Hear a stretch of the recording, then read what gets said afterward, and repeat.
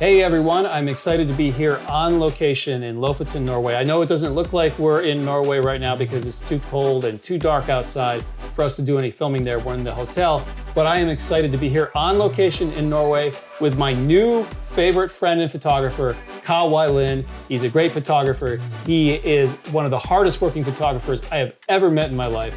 And I think this is gonna be a fascinating conversation, so thank you for joining us.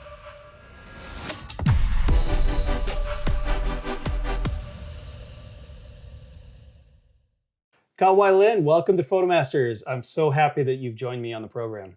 Yeah, thank you, Ian. Thank you for having me here. Well, you're the reason I'm here. I've never been to Lofoten before, and Yeah. I came here because you asked me to help out with one of your tours. I kind of retired from international photo tours a few years ago, but I like coming out of retirement to work with photographers that I know and like. And we have known each other for a little while now. We met in Greenland a few years ago. Yeah. Yeah, I was walking by in the hotel and you were looking at some of your photos and you said hi and we talked. I saw your photos and I'm like, this guy's good. He knows what he's doing. Yeah. I was sitting there looking at my photo and I saw this guy passing over. I thought, hey, this guy owe me money. I have to stop him. Owe you money? Yeah, because I bought your ebook about maybe 12 years ago, the visual flow. Yeah, I was impressed. Yeah. But you wanted a refund. Yeah, I want a refund. Yeah. Yeah. But yeah, this is one of the best ebook I've ever read. Yeah. Oh, well, thank you very much. That means a lot to me. And so tell us a little bit about you. You've got a really interesting background. So you're not originally from the United States. Where are you from? No. Yeah, I'm from Malaysia. I'm Chinese. I'm the fourth generation Chinese in Malaysia. I born in Malaysia. I grew up in Malaysia. And then after the high school, I went to Ukraine. So I went to medical school in Ukraine. So I lived in Ukraine for 6 years. And then after my medical school, I went to Sweden, Stockholm, so for my graduate school. So I got my PhD in Sweden. So this is an MD PhD, and I know that's a very impressive series of titles. I had a good friend growing up who was an MD PhD. He was very smart. So, and then you were a medical researcher at Princeton. Yeah. After I got my PhD and I moved to the US, that was 2012. So I went to Princeton, Princeton University, and I worked as a research scientist for about 4 years. Yeah. So English is not your first language, but it's one of many languages that you speak. How many languages do you speak? Quick. If you counted all the dialect in Chinese, Cantonese Chinese is my first language. Mandarin Chinese is my second language. Hakka Chinese, Malay, and English. Yeah. And then, of course, you speak a little bit of Ukrainian? Yeah, I speak a little bit of Ukrainian and maybe Russian. A little Swedish? Yeah, Russian. Not Swedish, yeah. Yeah, maybe a few words of Norwegian. Oh, I only speak English, and I don't even speak that very well. But so the reason why you probably know a few phrases in Norway is that you spend a lot of time here. So you are here doing photo tours for 2 months in a row. Yeah. That is an astonishing amount of time. And I know very few photographers that do as many tours as you do. So you've probably got over 20 or 30 tours that you run every year? Yeah, I started the business since 2016. Yeah. In the last few years, I have about 25 to 30 tours. I lead most of the tour. Yeah. Yeah, and your wife hasn't divorced you yet? Not yet. Not yet. Probably she already changed the lock. Yeah. So I have to get home at least every month to check whether I can get into my home. Well, that's a common problem with traveling nature photographers. Yeah. Being away so much can put a lot of strain on personal relationships and friendships. Yeah. So it's very challenging, but it's kind of what we have to do. And so for a place like Lofoten, being here 2 months in any given year allows you to get an amazing portfolio because the weather here can be really bad. Just a few days ago, we had hurricane force winds. Yeah. The clients were hanging onto the railing of the bridge they were standing on, and they were, afraid of being swept away. Yeah. And there are a lot of cloudy skies, so it can be very challenging. But if you're here for a long period of time, you get those breaks in the weather, you get those amazing skies. Yeah. You get those clear skies for the northern lights. Yeah.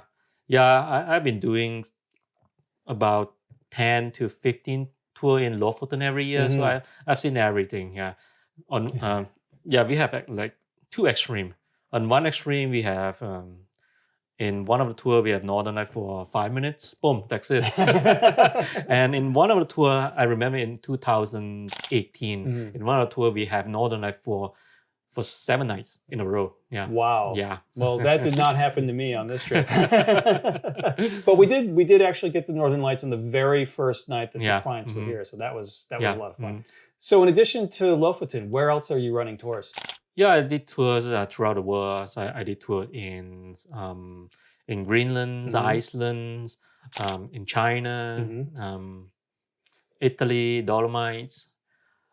Where else? Mongolia and Patagonia. Yeah. So, wherever I want to go, I try to plan for scouting trips, and then if it's suitable for a workshop, then I organize a workshop. Yeah, and the organization of the tour here has been very good. The clients are having a great time. Everyone's having a lot of fun. No major logistical snafus, so that's very impressive. And it sounds to me like you're doing a wide range of different types of photography. So it's not just landscape, there's some wildlife, there's some travel photography. And it sounds to me like the tours you're offering are almost as diverse as your portfolio. So I've definitely seen a lot of your landscape work, but you also do deep sky astrophotography.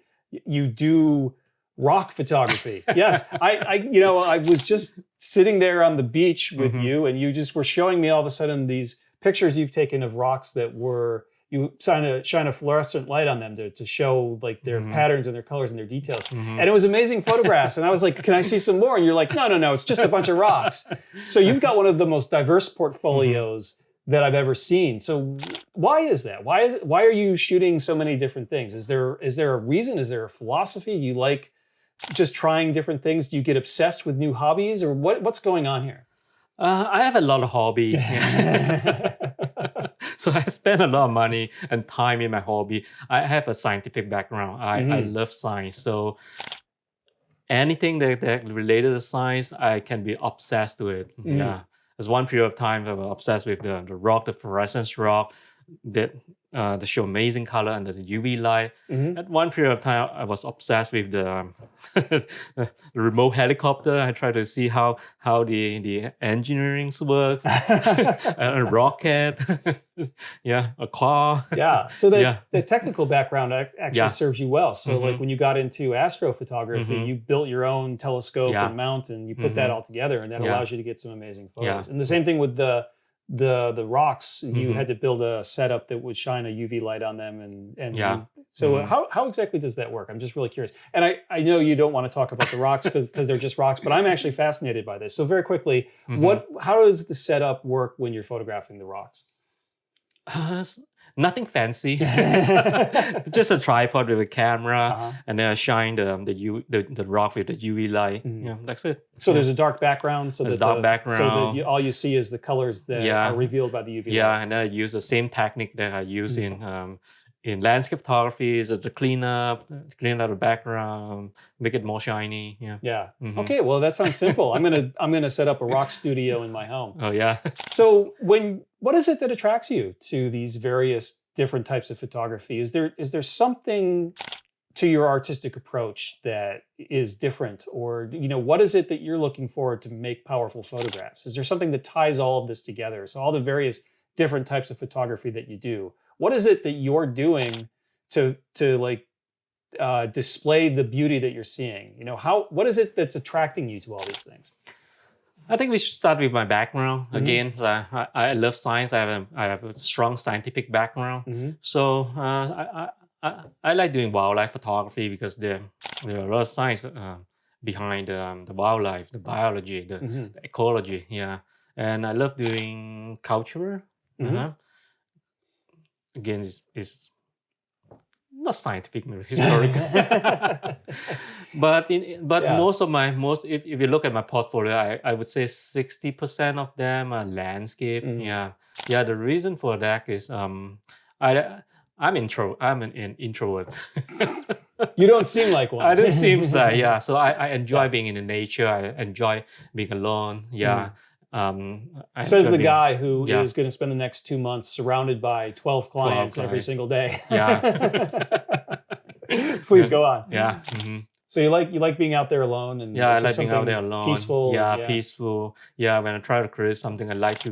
Mhm. Yeah, I like to spend more time in thinking rather than surrounded by tons of people. Mhm. Yeah, that's Yeah. when I can create my image. Yeah, Yeah, I've noticed on the tour that you really haven't taken your camera out. Is yeah. that basically because you've already photographed amazing moments in Lofoten and Hmm. you're waiting for something really stunning before you take your camera out? Not really. I think the tour is Mm. not running a tour is I run a business. The Mm. main purpose is to serve the client. Yeah, we Mhm. want every client to go back home with a good memory and good photo. I Yeah. think I'm here to serve them. So Mhm. yeah, Well, that's my job. yeah, no, I definitely think your tours are great. So I Hmm. recommend them to anyone Hmm. looking to do amazing photo tours around the Hmm. world. And Kah-Wai, this has been fascinating. It's been a great conversation. I've enjoyed having you on the program.